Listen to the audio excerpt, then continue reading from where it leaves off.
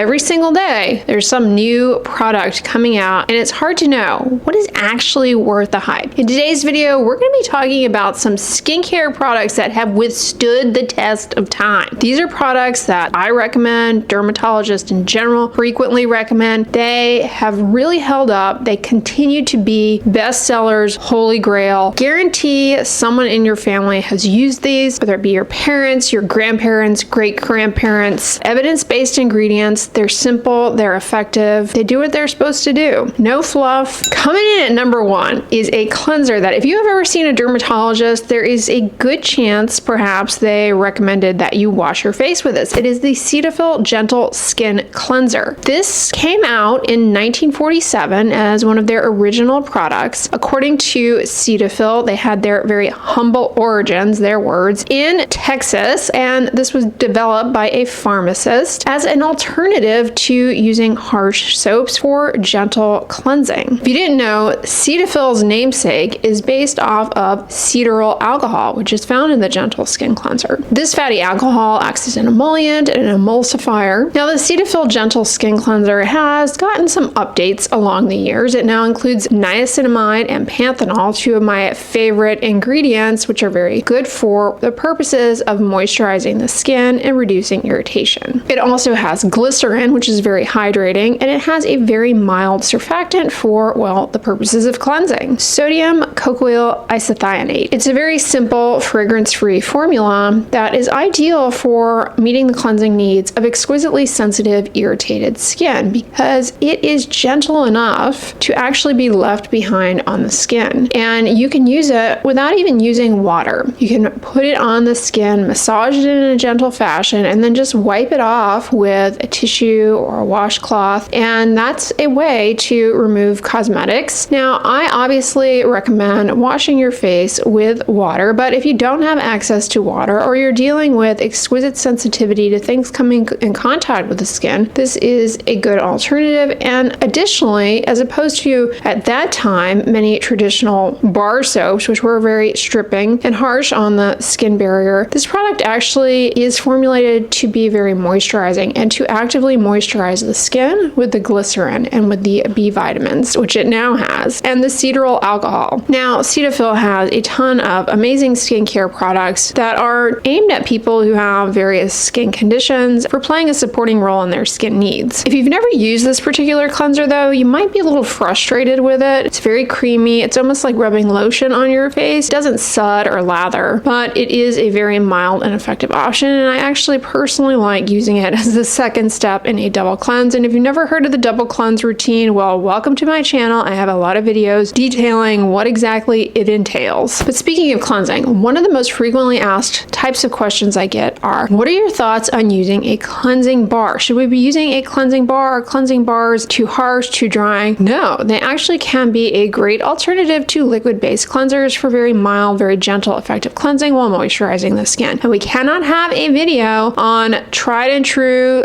withstood the test of time skincare products without a shout out to Dove's Beauty Bar. This was developed in the 50s by the Lever brothers of Unilever. At the time, it was a significant innovation in skincare. A cleansing bar that was a soap alternative. So traditional soaps are actually pretty harsh on the skin. They're very drying. They disrupt the acidic pH of the skin barrier, and that can lead to enhanced irritancy, redness. The Dove Beauty Bar is enriched with moisturizers. One of their signature marketing phrases was formulated with a quart of moisturizing cream. Now, the Dove Beauty Bar does have a signature fragrance, but they make a fragrance-free version. This can be used to wash the face, the body. If you have eczema growing up, if you ever saw a dermatologist, there's a chance that maybe they told you should be washing with Dove soap. You'll notice this video is mostly going to be focused on things in the cleansing category and things in the moisturizing category because the popularity of serums, toners, all of these different exfoliants, that is not new, but significantly newer, we'll say, in the grand scheme of the history of skincare. Here is another popular cleansing and moisturizing product, which I've talked about in older videos, but it bears re-mentioning. It is Pond's Cold Cream. So Pond's Cold Cream is interesting, dating back to 1904 formulations from a pharmacist focusing on a witch hazel extract, which they dubbed Pond's extract. fact. At the time, they had a Pond's Vanishing Cream, and then they innovated this Pond's Cold Cream, which is cold going on the skin, hence its name. It is a opaque white emulsion. It's designed to smooth the skin and also to remove makeup. So the Cetaphil Gentle Skin Cleanser is sort of a fluid lotion version almost of a cold cream, a similar approach where you're moisturizing and you are removing dirt, grime, cosmetic residue with a very mild emulsion. Cold cream by itself, though, is not actually invented by Pond's. The origins of cold cream itself as a product intended to moisturize and cleanse the skin and feel very cool going on was actually invented by a physician named Galen in 2nd century Greece. But of course, Pond's put their own spin on the cold cream formulation. It wasn't until the 1920s, though, where Pond's really pushed to popularize this product in what we need to acknowledge as probably one of the OG influencer marketing campaigns of the 1920s. They leaned into prominent socialites to market their products in various magazine and newspaper advertisements. The recognition of a prominent female face lended credibility to their products, and at the time, a lot of women were doing many jobs, wearing many hats as men had gone off to war, and so they needed something to take care of their skin, and this was an opportunity to market this type of product to them for cleansing away the day, soothing the skin. Pond's has many iterations of its classic cold cream, but they do have a fragrance-free version, which I reviewed a couple of years ago and is a great option for removing makeup. Arguably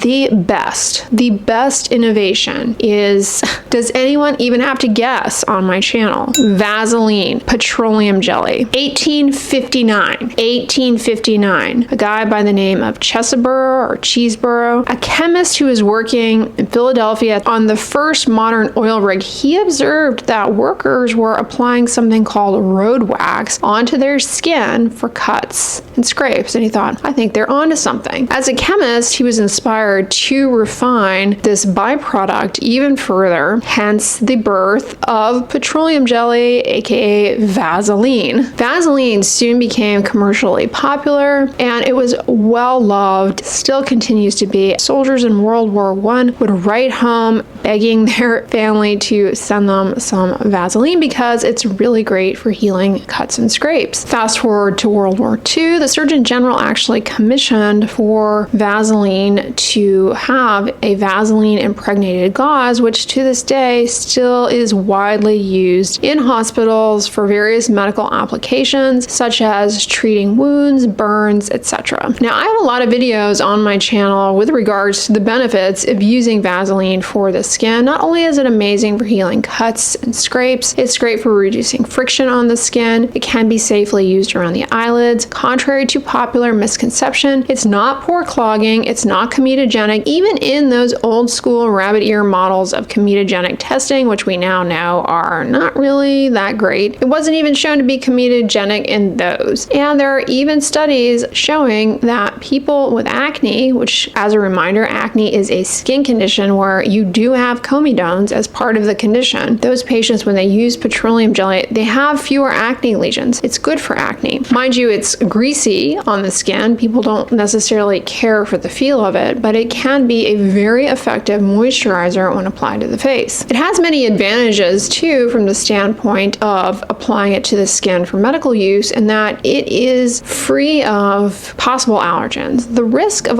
allergy to petroleum jelly is almost non-existent. Yes, it has happened, but it's so incredibly rare. Petroleum jelly is a very highly refined substance, and it consists of hydrocarbons that form an occlusive barrier on the skin to reduce transepidermal water loss and to protect the skin. One of the many advantages of petroleum jelly is that it resists oxidation, so it remains very stable, and it also resists microbial contamination. It is a waterless product. Bacteria do not grow in it. While most Vaseline jars come with a shelf life of 3 years, it actually has a very long shelf life in general. As I said, it is on the greasy side, and while it's great that it offers an occlusive barrier, some people find that because of that, it slows down the evaporation of sweat, makes them feel overheated. They don't want something that that occlusive? Well, competition is fierce. So who here has ever used Aquafor? Aquafor healing ointment, developed in 1925. It's kind of around the same time that Pond's cold cream was getting hyped up. Aquafor was developed by the Beiersdorf Corporation. It consists of 41% petroleum jelly, so not 100%, but 41%. So semi-occlusive. It's also mixed with some other ingredients, namely lanolin, which is moisturizing, as well as glycerin, a humectant, mineral oil, saracen wax, panthenol, that's that hydrating, moisturizing B vitamin, and bisabolol, which is an extract from chamomile that can be soothing and anti-inflammatory. Now, Aquafor is an excellent option and offers many of the same benefits that Vaseline petroleum jelly does as far as healing cuts, scrapes. It's great for dry, chapped lips. You can put it around the eyelids. All of these things, wonderful. But it does have other ingredients in it, and some people become allergic to those, making Aquafor not a great option for them, but in general, it is good as well. Those are products that I recommend, that I use, but there are also a few other products that I'm going to mention because they've just been around so long that it almost seems like a shame not to talk a little bit about them. And the first is Noxma. Okay, so Noxma is a product that I don't really recommend. It's technically a cold cream, but it has some jazzy ingredients that make it an attractive option in a variety of settings. So Noxma was originally developed in 1914, so it's been around a while and it's still wildly popular. It was developed by a pharmacist, Francis Townsend, and it originally was marketed as no eczema, hence the name Noxma, like knocks out eczema. People with eczema, atopic dermatitis, for example, found it very comforting, very soothing because, yeah, it's a cold cream, so it feels cool going on the skin, and anything that is of a cool temperature can help distract itch of atopic dermatitis. But it also has menthol, it has camphor, and it has eucalyptus oil. This imparts a little bit of a tingling sensation, which is why some people feel, quote unquote, as though it is doing something. Yeah, it's tingling. The menthol, the eucalyptus oil, the camphor, they're soothing, and they definitely are ingredients that will help to lessen the symptoms of itch. As a matter of fact, many popular anti-itch lotions, for example, Sarna, contain menthol to help alleviate itch. However, camphor, menthol, and eucalyptus oil, they can cause allergic skin reactions in some people, especially those who have atopic dermatitis. Now, along the way, Noxma became very popular as a facial cleanser. It's a cold cream, so that makes some sense, but particularly popular, I think largely how it markets itself, popular amongst those who have acne. It claims to get into the pores and deeply cleanse them. Does it get in there any better than, say, Pond's cold cream? I don't know about that. But, you know, people like that tingling sensation. Acne breakouts sometimes can itch, they can be painful, they can be uncomfortable. It makes sense that this would be a product that someone with acne would like using. Interestingly enough, Townsend originally hyped this product up around being a remedy for sunburn. And if you go on TikTok, proceed with caution, of course, but you will find a lot of posts of people who apply Noxma to a sunburn. Now, I caution doing this because the camphor, the menthol, and the eucalyptus oil, while they will soothe the skin of the discomfort because they have some analgesic properties, they can be problematic for a sunburn because you're more vulnerable to irritation and sensitization to these ingredients. This product has, without a doubt, stood the test of time, continues to be very popular. Many people have always used it, never had a problem with it, find it to get the job done, be their holy grail, and I can understand why. I have to talk about Nivea cream, the signature blue tin. This came out in 1911. A chemist by the name of Lifshitz had invented at the time a new novel emulsifier, which he called Eucrit. Then, working with a pharmacist by the name of Troplowitz and the famous dermatologist Dr. Una, they developed a moisturizing cream, which we now know as the Nivea signature cream in the blue tin, and they called it the mother of all creams. Nivea actually means snow white, speaking to the white color of the cream. It does have fragrance, and the fragrance is what keeps people loyal to it. Now, fragrance is a common allergen in skincare products, so it's not something that I routinely recommend, and honestly, I have never really used Nivea Nivea cream myself, but I understand the popularity of it. It is an effective moisturizing formula. Without a doubt, it has withstood the test of time as a popular and effective skincare product. All right, guys, so that's a wrap up with regards to skincare products that have withstood the test of time. That while our lives these days are significantly different than they were in the 20s, the 30s, the 40s, the 50s, some of our skincare needs are still pretty much the same, and these do the job. All right, guys, let me know in the comments, have you used any of these products? You better have used Vaseline, my goodness. Now on the end slate, I'm going to put a video where I go through all of the historical points with regards to various Procter & Gamble